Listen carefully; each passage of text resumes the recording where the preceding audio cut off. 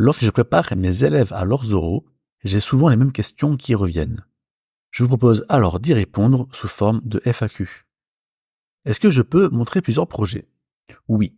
Cela arrive même souvent quand un élève a eu un stage ou une alternance qui ne couvrait pas le spectre du référentiel.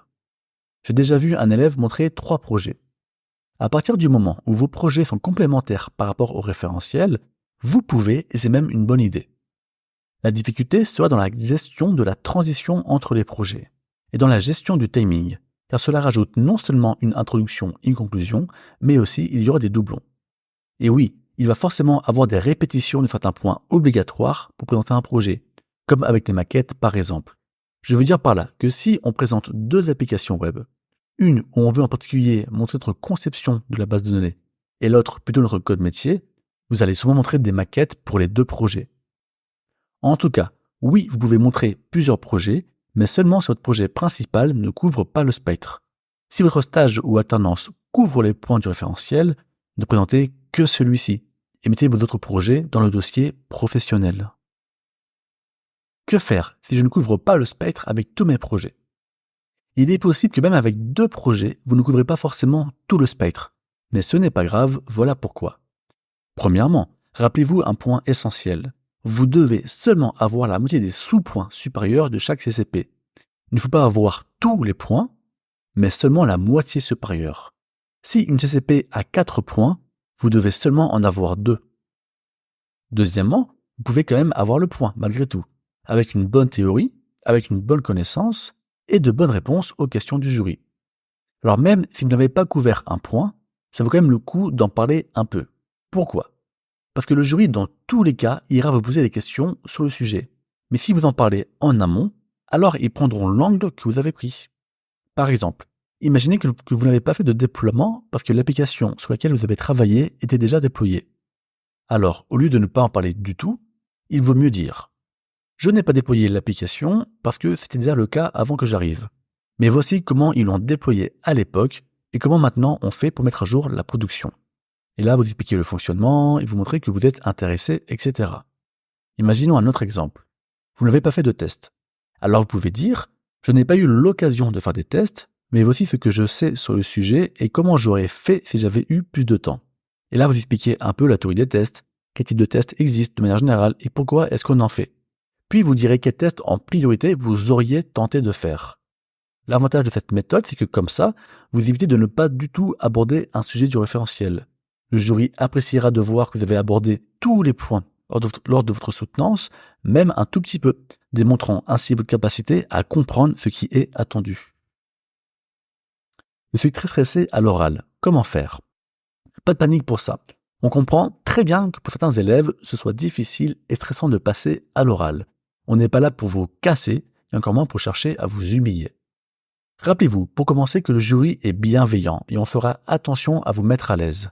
Et deuxièmement, n'oubliez pas que vous n'êtes pas dans une formation pour être avocat, commercial ou tout autre métier où on demande de l'éloquence.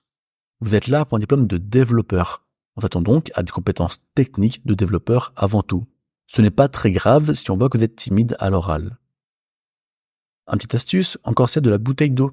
Comme ça, quand vous voyez que vous perdez vos moyens, hop, vous pouvez boire une petite gorgée et reprendre vos esprits. Je sais que ça fait peut-être 4 fois que j'en parle, mais c'est vraiment important. En tout cas, en tant que jury, ça m'est déjà arrivé de voir des élèves arriver avec la voix et les jambes tremblantes. Dans ce cas-là, on le rassure. Et si vraiment l'élève est en train de perdre tous ses moyens, et ça m'est déjà arrivé, on peut mettre exceptionnellement le chrono sur pause et lui dire d'aller prendre l'air 2 minutes ou de se rafraîchir aux toilettes et de revenir. On n'a pas trop le droit, mais des fois on le fait. Dans les cas extrêmes en tout cas. Mais je vous le redis, pas de panique si vous êtes stressé à l'oral, on ne jugera pas ce point-là. Et puis souvent, oui, l'élève a la voix tremblante les 3 premières minutes, mais le jury lui sourit, adopte un comportement qui le met à l'aise, et alors l'élève va mieux, et c'est parti. Va-t-on me poser des questions pièges? Non, ce n'est pas notre but. On ne pose aucune question piège. Ce n'est pas un examen technique ni un partiel à l'oral. On ne s'attend pas à ce que vous connaissiez tout sur tout. Déjà, pour un développeur senior, on ne s'attend pas à ça, alors encore moins à un stagiaire qui sort tout juste d'études. Donc non, il n'y a aucune question piège, on n'est pas là pour ça. Nous sommes là pour valider les compétences que vous souhaitez démontrer et c'est tout. Quel type de questions va-t-on me poser? Le jury vous posera des questions directement liées à votre soutenance et à votre rapport. Attendez-vous, par exemple, à être interrogé sur les technologies utilisées pour qu'on vérifie que vous avez maîtrisé un minimum. Vous aurez des questions aussi sur les bouts de code que vous nous montrez ou encore sur vos choix dans votre conception. En plus de toutes ces questions qui portent sur votre rapport, le jury peut aussi poser des questions basiques un peu générales. Par exemple, une question que j'aime poser quand je cherche à donner le point du code métier, c'est expliquez-moi la POO. Et là, je cherche surtout à entendre les mots-clés plus qu'une définition Wikipédia. Parlez-moi ici d'héritage, de classe, d'instances de classe qui sont les objets, d'attributs et méthodes, ou encore d'encapsulation. Sur la mise en place d'une base de données, je demande souvent d'expliquer la différence entre du NoSQL et du SQL. Ou alors, quel type de SGBD connaissez-vous? Et là, je vais entendre MySQL, Postgre, SQLite, Oracle, etc. Donc, vous voyez, très général comme question. En résumé, vous n'aurez pas forcément ces questions-là, mais comprenez que si un point n'a pas forcément été validé par le rapport, alors on va vous poser deux types de questions sur le sujet. Premier type, on va donner des précisions, des explications de votre travail sur ce point. Deuxième type, on peut aussi poser des questions générales de base pour compléter. On les pose surtout si l'élève a peu de contenu à montrer sur ce point. Donc d'abord, on demande la précision sur le travail que l'élève nous a fourni, et après, si c'est pas assez, on va sur des sujets plus généraux.